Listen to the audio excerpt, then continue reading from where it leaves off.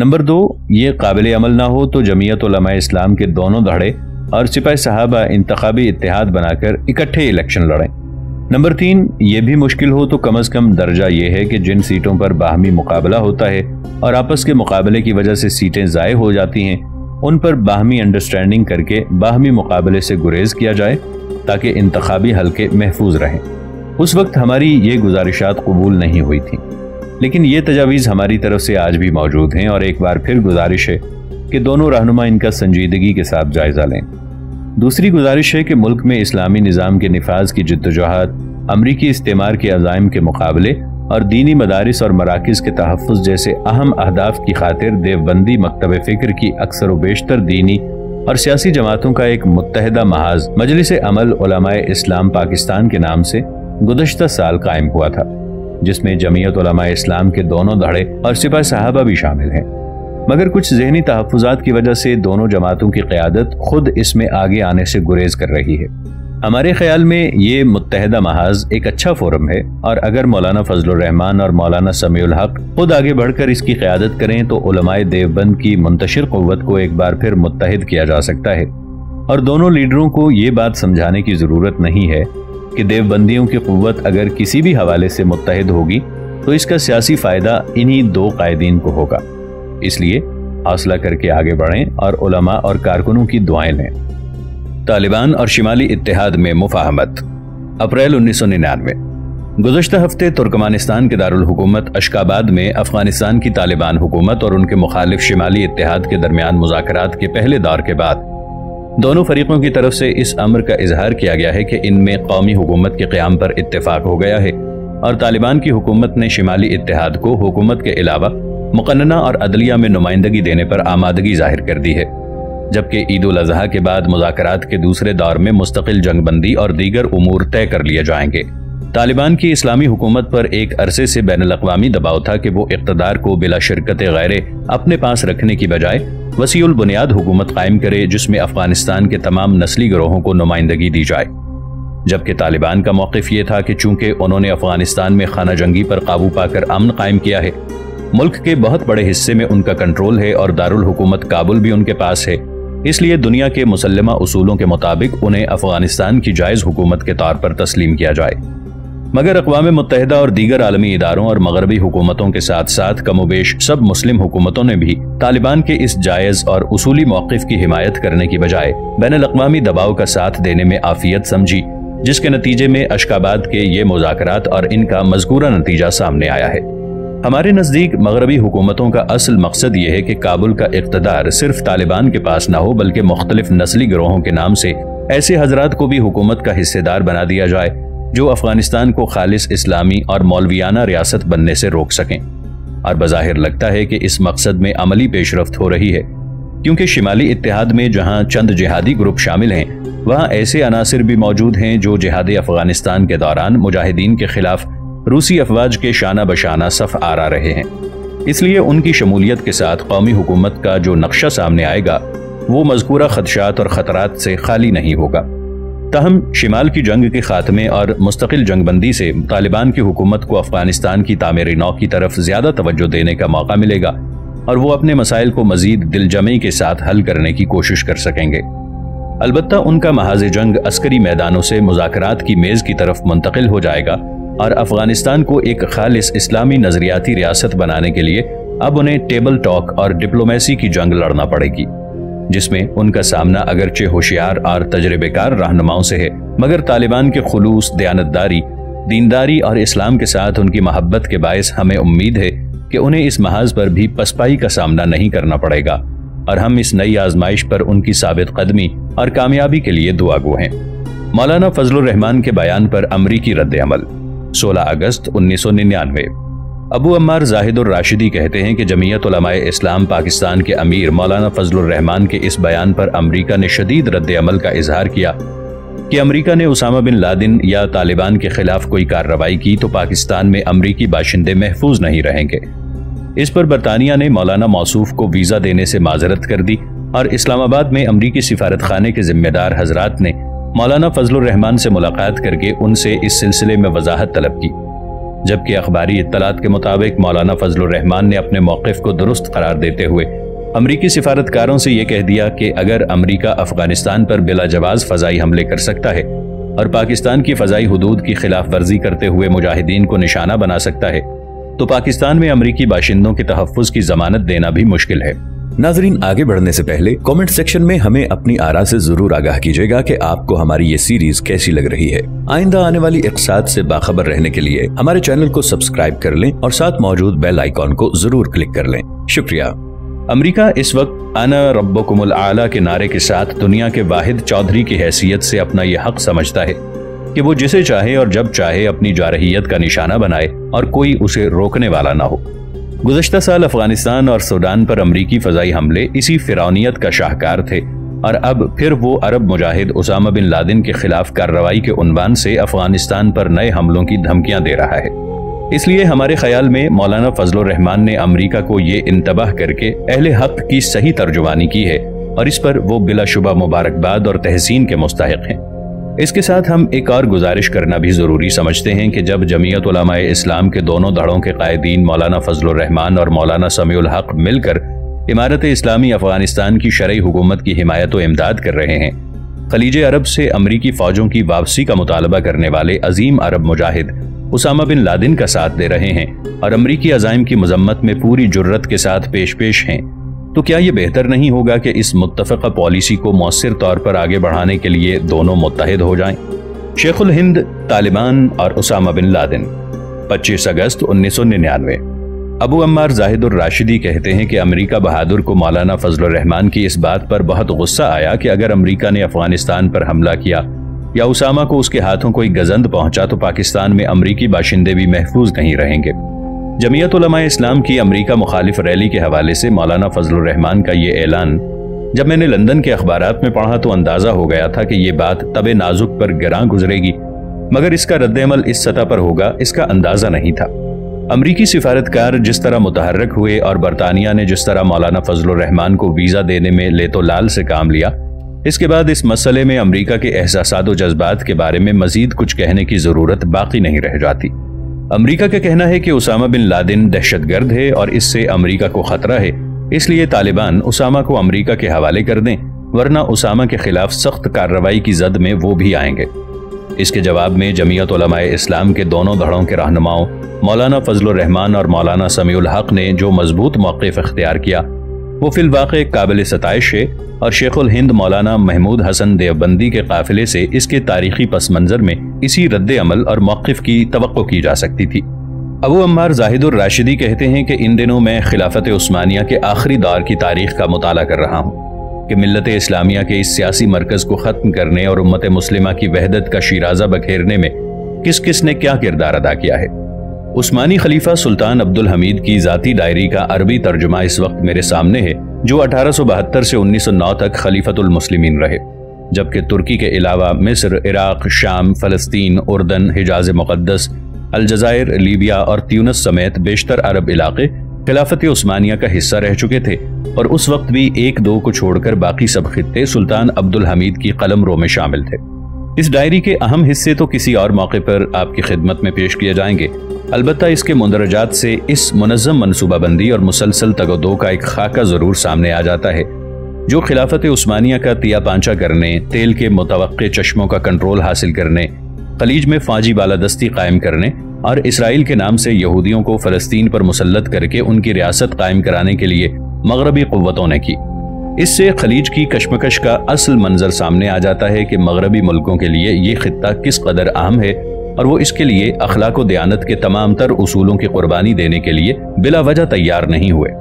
بعض دوستوں کا خیال ہے کہ اسامہ بن لادن کا قصہ محض ایک بہانہ ہے، اور امریکہ کے نزدیک اصل مسئلہ طالبان کا ہے جنہیں وہ اسامہ کی آڑ میں نقصان پہنچانا چاہتے ہیں۔ حتیٰ کہ برمنگھم کی بین الاقوامی ختم نبوت کانفرنس میں مولانا فضل الرحمان کی جمعیت کے ایک ذمہ دار عہدیدار نے یہ کہہ بھی دیا کہ اسامہ بن لادن کی بات تو صرف ڈرامہ ہے، اصل قصہ طالبان کا ہے۔ مگر ہمیں اس موقف سے اتفاق نہیں ہے، کیونکہ یہ موقف وہی شخص اختیار کر سکتا ہے جس کے سامنے تاریخ کا پس منظر نہیں ہے، اور جو خلیج میں یہودیوں اور مغربی ممالک کے مفادات کی گہرائی اور گیرائی سے بے خبر ہے۔ ہمارے نزدیک اسامہ اور طالبان دونوں اصل مسئلے ہیں جو اتفاق سے اس طرح لازم و ملزوم ہو گئے ہیں کہ انہیں ایک دوسرے سے الگ کرنا اب کسی کے لیے ممکن نہیں رہا۔ اسامہ خلیج عرب میں یہودیوں اور مغربی ممالک کے مفادات اور ان مفادات کی آڑ میں عرب ممالک پر مغربی ملکوں کے عسکری تسلط کے خلاف صدائے احتجاج کا نام ہے، کیونکہ جب اسامہ یہ کہتا ہے کہ امریکہ اور اس کے حواری خلیج عرب سے اپنی فوجیں نکال لیں اور عرب ممالک کو آزادی اور خود مختاری کی فضا میں اپنے فیصلے خود کرنے کا موقع دیں، تو اس کی تکلیف براہ راست وائٹ ہاؤس کو ہوتی ہے، اور ہونی بھی چاہیے کہ مفادات اور لوٹ کھسوٹ کا جو نیٹ ورک ایک صدی کی مسلسل محنت کے ساتھ خلیج عرب میں مغربی حکومتوں نے قائم کیا ہے، اس کو بگھرتے دیکھنا وائٹ ہاؤس کے لیے ممکن نہیں ہے، اور اسی وجہ سے اسامہ بن لادن دنیا کا سب سے بڑا دہشت گرد قرار پایا ہے کہ وہ خلیج عرب میں مغربی ملکوں کے نیٹ ورک کے لیے خطرہ بن گیا ہے، ایسا خطرہ جو ہر وقت مغربی حکمرانوں کے اعصاب پر سوار رہتا ہے اور جس کے ہوتے ہوئے خلیج میں اپنے مفادات کی دوڑ کو اطمینان کے ساتھ جاری رکھنا مغربی حکمرانوں کے لیے مشکل ہوتا جا رہا ہے۔ چنانچہ یہ کہنا کہ اسامہ محض ایک بہانہ ہے درست سوچ نہیں ہے۔ اسی طرح طالبان بھی امریکہ اور مغربی ملکوں کے نزدیک اصل مسئلے کی حیثیت رکھتے ہیں، کیونکہ دنیا کے کسی خطے میں خالص اسلامی احکام و قوانین کا نفاذ اور ان پر بے لچک عمل درآمد امریکہ اور اس کے حواری مغربی ممالک کے نزدیک اب قابل قبول نہیں رہا، کیونکہ وہ اپنے زوم میں عالمی سطح پر ایک ایسا تانا بانا بن چکے تھے کہ اگر کہیں اسلامی احکام و قوانین کا نفاذ ہو بھی تو وہ اقوام متحدہ کے چارٹر کو تسلیم کرتے ہوئے موجودہ عالمی نظام کے نیٹ ورک کے اندر ہو، تاکہ مروجہ ورلڈ سسٹم کے لیے وہ چیلنج نہ بن سکے۔ مگر طالبان نے اس طلسم کو توڑ دیا ہے اور وہ اس عالمی نظام کے سامنے سرنڈر ہونے کے لیے آمادہ نہیں ہو رہے، اس لیے امریکہ اس مسئلے کو بھی ثانوی حیثیت نہیں دے سکتا۔ البتہ یہ بات امریکہ کے حق میں جا رہی ہے کہ اس کے دونوں بڑے دشمن اکٹھے ایک ہی نشانے کی زد میں نہیں، اور وہ ایک تیر سے بیک وقت دونوں شکار کھیل سکتا ہے۔ آج سے 5 صدی قبل جب خلافت عثمانیہ کے خاتمے اور عرب دنیا کو کئی حصوں میں بانٹ کر اس بندر بانٹ میں یہودیوں کے لیے اسرائیل کے نام سے الگ علاقہ مخصوص کرنے کے منصوبے پر عمل درآمد جاری تھا، تو شیخ الہند مولانا محمود حسن دیوبندی رحمۃ اللہ علیہ نے اس کی حمایت کرنے سے انکار کر دیا تھا، اور اسی پاداش میں مکہ مکرمہ میں خلافت عثمانیہ کے باغی گورنر شریف مکہ حسین نے انہیں گرفتار کر کے انگریزوں کے حوالے کر دیا تھا، اور وہ کم و بیش 4 سال مالٹا کے جزیرے میں نظر بند رہے تھے۔ چنانچہ میرے جیسے نظریاتی کارکن کے لیے یہ بات بے حد اطمینان کی ہے کہ آج اسی منصوبے کے فائنل حصے کو عملی جامہ پہنایا جا رہا ہے، تو شیخ الہند ہی کے قافلے سے تعلق رکھنے والے 2 لیڈر اس منصوبے کو چیلنج کے لیے میدان میں کھڑے ہیں۔ مولانا فضل الرحمان اور مولانا سمیع الحق 2 یا 3 واسطوں سے یہ شیخ الہند مولانا محمود حسن دیوبندی کے شاگرد ہیں اور انہی کے فکری و علمی خانوادے سے تعلق رکھتے ہیں۔ اسی وجہ سے میں ان کے اعلانات کو اسامہ بن لادن یا طالبان کی حمایت نہیں کہتا، بلکہ شیخ الہند کی جد و جہد کا تسلسل سمجھتا ہوں۔ آج ہم اگر اسامہ یا طالبان کے حق میں بات کرتے ہیں تو ان پر ہمارا کوئی احسان نہیں ہے، بلکہ ہم تو اپنا بھولا ہوا سبق یاد کر رہے ہیں اور اپنے ماضی کے ساتھ رشتہ جوڑ کر اپنے حال کو تابناک اور مستقبل کو روشن بنانے کی کوشش کر رہے ہیں۔ اس میں اگر کوئی احسان ہے تو وہ ہم پر طالبان اور اسامہ بن لادن کا ہے کہ انہوں نے ہمیں ہمارا ماضی یاد دلا دیا ہے، اور بھیڑوں کے گلے میں پلنے والے شیر کے بچے کو چشمے پر لے جا کر صاف پانی کے آئینے میں اس کا چہرہ دکھا دیا ہے۔ امریکہ بھی شیخ الہند کے گروہ سے بے خبر نہیں ہے اور وہ اپنے پرانے دوستوں کو خوب پہچانتا ہے، اس لیے مولانا فضل الرحمان اور مولانا سمیع الحق کے اعلانات پر اس کی بے چینی بلا وجہ نہیں ہے۔ البتہ ایک حسرت دل میں ابھی بھی باقی ہے کہ اگر سعودی عرب کا اسامہ بن لادن اور قندھار کے طالبان یکجا ہو سکتے ہیں تو اکوڑا خٹک کے مولانا سمیع الحق اور ڈیرہ اسماعیل خان کے مولانا فضل الرحمان کے یکجا ہونے میں آخر کیا رکاوٹ باقی رہ گئی؟ مسلم پرسنل لا اور موجودہ عالمی صورتحال۔ 31 اگست 1999 20 اگست 1999 کو مرکزی جامع مسجد گلاسکو برطانیہ میں جمعیت اتحاد المسلمین کے زیر اہتمام ایک نشست میں مسلم پرسنل لا کے حوالے سے کچھ گزارشات پیش کرنے کا موقع ملا۔ وہ کچھ یوں تھیں کہ کچھ عرصے سے یورپ میں مختلف حلقوں کی طرف سے یہ آواز بلند ہوتی رہی ہے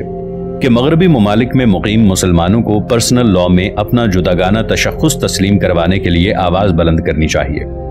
ابو عمار زاہد الراشدی کہتے ہیں کہ سرکردہ علماء کرام کی یورپی کونسل نے 2 ماہ قبل جرمنی میں معروف اسکالر ڈاکٹر محمد یوسف قرضاوی کی زیر صدارت اجلاس منعقد کر کے اس تجویز کی طرف دینی اداروں کو توجہ دلائی، اور برطانوی دارالعمرا کے مسلمان رکن لارڈ نذیر احمد نے بھی ایک حالیہ تقریر میں اس کا تذکرہ کیا ہے۔ اس لیے اس بارے میں کچھ معروضات پیش کرنا چاہ رہا ہوں، لیکن قبل اس کے کہ غیر مسلم اکثریت کے ملکوں میں مسلم اقلیتوں کے لیے مسلم پرسنل لا کی اہمیت پر کچھ عرض کروں، خود مسلم ممالک میں جہاں مسلم اکثریت میں ہیں اور جہاں مسلمانوں کی اپنی حکومتیں قائم ہیں، مسلم پرسنل لا کی صورتحال کے بارے میں گزارش کرنا ضروری سمجھتا ہوں، کیونکہ ہمارے شخصی قوانین اور فیملی لاز خود مسلم ممالک میں خطرے میں ہیں، اور مسلم حکومتوں پر بین الاقوامی طور پر دباؤ مسلسل بڑھ رہا ہے کہ وہ اپنے ممالک میں عمومی قوانین اور خاص طور پر پرسنل لا یعنی نکاح اور طلاق اور وراثت سے متعلقہ قوانین کو بین الاقوامی معیار کے مطابق بنانے کے لیے قرآن و سنت کے بیان کردہ ضابطوں میں تبدیلی کریں اور انہیں عالمی معیار کے مطابق بنائیں۔ اس سلسلے میں بین الاقوامی معیار سے مراد اقوام متحدہ کا بنیادی حقوق کا چارٹر اور اس کی تشریح میں اقوام متحدہ کے مختلف اداروں اور کانفرنسوں کی قراردادیں ہیں، جن کی بہت سی باتیں نکاح و طلاق اور وراثت کے بارے میں قرآن و سنت کے صریح احکامات سے متصادم ہیں۔ اس لیے بین الاقوامی اداروں اور لابیوں کی طرف سے مسلم ممالک سے یہ کہا جا رہا ہے کہ جب وہ اقوام متحدہ کے رکن ہیں اور اقوام متحدہ کے چارٹر پر دستخط کر چکے ہیں تو انہیں اس کے مطابق اپنے قوانین میں ترمیم کرنی چاہیے اور اقوام متحدہ کے چارٹر اور اس کے اداروں کے فیصلوں کا احترام کرنا چاہیے۔ اقوام متحدہ کے چارٹر کی بنیاد پر مروجہ بین الاقوامی قوانین اور قرآن و سنت کے شرعی احکام میں کیا فرق اور تضاد ہے، اس کو واضح کرنے کے لیے دو باتوں کو بطور مثال ذکر کرنا چاہیں گے۔ نمبر 1، بین الاقوامی قوانین کے مطابق کوئی بھی مرد اور عورت رنگ و نسل اور مذہب کے کسی امتیاز کے بغیر آپس میں آزادانہ مرضی سے شادی کر سکتے ہیں، مگر اسلام میں مسلمان عورت کا نکاح کسی غیر مسلم مرد سے نہیں ہو سکتا۔ اسی طرح مسلمان مرد بھی اہل کتاب کے علاوہ کسی اور مذہب سے تعلق رکھنے والی خاتون سے شادی نہیں کر سکتا۔ یہ ایک بنیادی فرق ہے جس کا اظہار آپ کے سامنے اس وقت ہوتا ہے جب یہاں کسی مغرب ملک میں کوئی مسلمان لڑکی کسی مسلمان نوجوان کے ساتھ عدالت کے ذریعے شادی کر لیتی ہے، لیکن جب آپ عدالت سے رجوع کرتے ہیں کہ اسلام اس شادی کی اجازت نہیں دیتا تو یہاں کی عدالت آپ کا اعتراض سننے کے لیے تیار نہیں ہوتی اور مروجہ بین الاقوامی معیار کے مطابق نہ صرف اس شادی کو جائز قرار دیتی ہے بلکہ یہاں کا سسٹم اس شادی کو مکمل تحفظ بھی فراہم کرتا ہے۔ نمبر 2، اسی طرح نکاح کا رشتہ ختم کرنے میں مروجہ بین الاقوامی قوانین خاوند اور بیوی کا یکساں حق تسلیم کرتا ہے کہ دونوں میں سے جو بھی چاہے اس رشتے کو ختم کر سکتا ہے، جبکہ اسلام نے نکاح کا رشتہ غیر مشروط طور پر ختم کرنے کا حق خاوند کو دیا ہے، جسے قرآن کریم نے بیادیہ عقدۃ النکاح کے ساتھ بیان کیا ہے، جبکہ عورت کو یہ حق براہ راست اور غیر مشروط طور پر نہیں دیا گیا بلکہ خلا کے عنوان سے عورت کا یہ حق عدالتی پروسیس کے ذریعے تعلیم کیا گیا ہے۔ اس کی وجوہ کچھ بھی ہوں مگر یہ حقیقت ہے کہ اسلام عورت کو نکاح کا رشتہ ختم کرنے کا حق غیر مشروط طور پر نہیں دیتا، اور یہ بات مروجہ بین الاقوامی قانون سے متصادم ہے۔ یہی وجہ ہے کہ یہاں برطانیہ میں کوئی مسلمان خاتون اپنے خاوند کو طلاق دے دے تو کوئی عدالت خاوند کا یہ اعتراض سننے کے لیے تیار نہیں ہوگی کہ چونکہ شرعی قوانین کی روح سے طلاق دینے کا حق صرف اسے ہے، اس لیے یہ طلاق واقع نہیں ہوئی، چنانچہ قانونی طور پر وہ طلاق واقع ہو جائے گی اور یہاں کا سسٹم اس طلاق کا تحفظ بھی کرے گا۔ نمبر 3، اس کے علاوہ وراثت کے معاملے میں بھی قرآن کریم نے حصوں کی جو تقسیم کی ہے وہ واضح طور پر غیر مساویانہ ہے۔ خاوند کے فوت ہو جانے کی صورت میں بیوی کو ایک صورت میں 8واں اور دوسری صورت میں 4تھا حصہ ملتا ہے، اور بیٹی کا حصہ ہر صورت میں بیٹے سے نصف ہوتا ہے، جبکہ بین الاقوامی قانون اس سلسلے میں برابری کا متقاضی ہے اور قرآن کریم کے بیان کردہ غیر مساویانہ حصوں کو غیر منصفانہ قرار دیتا ہے۔ لہٰذا جب وراثت کے قوانین کو بین الاقوامی معیار کے مطابق بنانے کی بات کی جاتی ہے تو اس کا مطلب یہ ہوتا ہے کہ قرآن کریم کے بیان کردہ حصوں پر نظر ثانی کر کے ان میں ترمیم کی جائے۔ یہ 3 مثالیں میں نے اس لیے دی ہیں تاکہ یہ بات واضح ہو جائے کہ نکاح، طلاق اور وراثت کے بارے میں قرآن و سنت کے بیان کردہ قوانین آج کے مروجہ بین الاقوامی قوانین سے متصادم ہیں۔ اسی لیے اقوام متحدہ کے مختلف اداروں سمیت بین الاقوامی حلقوں کی طرف سے مسلم ممالک پر یہ دباؤ مسلسل بڑھ رہا ہے کہ وہ اپنے قوانین میں رد و بدل کر کے انہیں بین الاقوامی معیار کے مطابق بنائیں۔ اس پر مسلم ممالک اور حکومتوں کا رد عمل 3 طرح کا ہے۔ ایک رد عمل ترکی کا ہے کہ اس نے 5 صدی قبل ہی قرآن و سنت کے احکام سے اعلانیہ دستبرداری اختیار کر کے مغربی قوانین کو قبول کر لیا تھا اور وہ اپنے اس فیصلے پر سختی کے ساتھ قائم ہے۔ بلکہ اگر ترکی میں اس حوالے سے قرآن و سنت کے احکام کی طرف واپسی کا معمولی سا رجحان بھی نظر آنے لگتا ہے